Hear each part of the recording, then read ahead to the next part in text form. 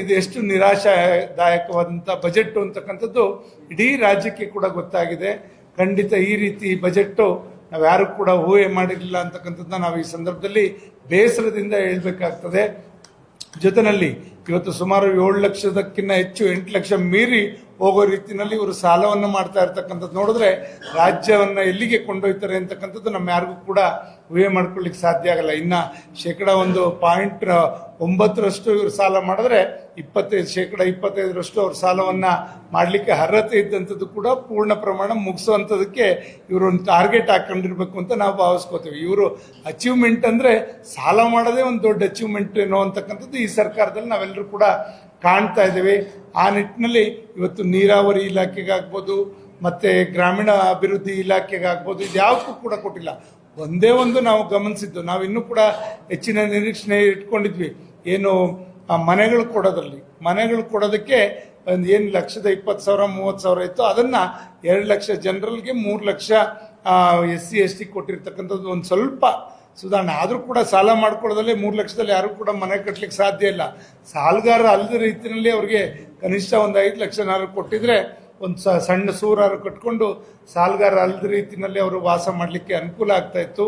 ಈ ರೀತಿ ಇವರು ನಿರಾಶಾದಾಯಕವಾದಂಥ ಬಜೆಟನ್ನು ಇವತ್ತು ನೀರಾವರಿಗೆ ಇವರಿಗೆ ಈ ಹಿಂದಿನ ಪ್ರಣಾಳಿಕೆಗಳಲ್ಲಿ ಹೇಳಿದಂಥದ್ದು ಇವರ ವೀರಾವೇಶದ ಭಾಷಣಗಳು ಚುನಾವಣೆಗೆ ಮುಂಚೆ ಮಾಡಿದಂಥದ್ದು ನಾವು ನೋಡಿದ್ರೆ ಅಪ್ಪರ್ ಭದ್ರಾ ಇರ್ಬೋದು, ಹೇಮಾವತಿ ಇರ್ಬೋದು, ಎತ್ತಿನೊಳೆ ಇರ್ಬೋದು, ಇವೆಲ್ಲ ಯೋಜನೆನೂ ಕೂಡ ನಮ್ಮ ಸರ್ಕಾರ ಬಂದರೆ ಪೂರ್ಣ ಮಾಡ್ತೀವಿ ಅಂತ ಎದೆ ತಟ್ಕೊಂಡು ಹೇಳ್ತಾ ಇದ್ರು ಸನ್ಮಾನ್ಯ ಮುಖ್ಯಮಂತ್ರಿಗಳಾಗಲಿ ಉಪಮುಖ್ಯಮಂತ್ರಿಗಳಾಗಲಿ.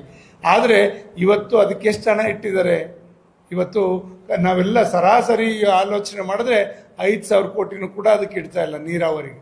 ಅವ್ರು 30,000 ವರ್ಷಕ್ಕೆ 30,000 ಹಣವನ್ನ ನೀರಾವರಿಗೆ ಮೀಸಲಾಗಿಡ್ತೀವಿ ಅಂತಕ್ಕಂಥವ್ರು ನಾವೆಲ್ಲದನ್ನು ಕೂಡ ಇದನ್ನ ಪರಿಶೀಲನೆ ಮಾಡಿದ್ರೆ ಸುಮಾರು 5,000 ಅಷ್ಟೇ ಅವರು ಇಡ್ಲಿಕ್ಕೆ ಸಾಧ್ಯ ಆಗಿದೆ ಅಂತಕ್ಕಂಥದ್ದನ್ನ ಒಂದು ಬೇಸರದಿಂದ ಹೇಳಲಿಕ್ಕೆ ಆಗ್ತದೆ ಅಂತಕ್ಕಂಥದ್ದು. ಮತ್ತೆ SC ST ಇವತ್ತು ನೋಡಿದಿರ ನೀವು, ಯಾವುದ್ರಲ್ಲೂ ಕೂಡ ಅಂಕಿಅಂಶಗಳಿಲ್ಲ ಅಲ್ಲಿ.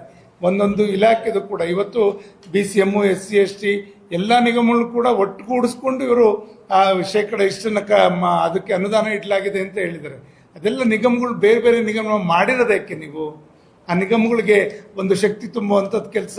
ಜನಾಂಗ ಎಷ್ಟಿದೆ, ಜನಾಂಗಕ್ಕೆ ಶೇಕಡವಾರು ಮೀಸಲಾತಿಯನ್ನ ನೀವು ಘೋಷಣೆ ಮಾಡಿ ಅದಕ್ಕೆ ತಕ್ಕಂತೆ ನೀವು ಅದಕ್ಕೆ ಅನುದಾನವನ್ನು ಕೊಡಬೇಕಲ್ವಾ.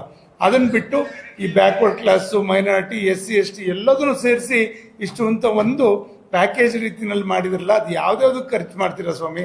ಖಂಡಿತ ಈ ರೀತಿ ಜನಗಳಿಗೆ ಕಣ್ಣೊರೆಸ್ತಕ್ಕಂಥ ಕೆಲಸ ಈ ಬಜೆಟ್ ಮುಖಾಂತರ ಆಗಿದೆ ಅಂತಕ್ಕಂಥದ್ದನ್ನ ಈ ಸಂದರ್ಭದಲ್ಲಿ ಹೇಳಲಿಕ್ಕೆ ಬಯಸ್ತೀನಿ. ಜೊತೆಯಲ್ಲಿ ಇವತ್ತು ಸಾಲಗಾರರಲ್ಲಿ ಇಡೀ ದೇಶದಲ್ಲೇ 2-3 ಸ್ಥಾನಕ್ಕೆ ನಮ್ಮ ರಾಜ್ಯ ಬರೋದ್ರಲ್ಲಿ ಸಂಶಯ ಇಲ್ಲ.